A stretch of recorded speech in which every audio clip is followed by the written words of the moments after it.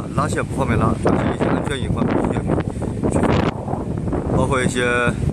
现场的施工进展情况，项目部呢需要掌握一手资料，如果来回跑的话非常麻烦。比如说我们装一套数字无线监控系统，相对减少提高工作效率。而且管理人员也不需要到现场去看，非常的方便。像这种高度一旦有过失或者操作不当，势必会引起一些重大的一些安全隐患事故。所以说，我们建议在这种地方呢，安装无线监控，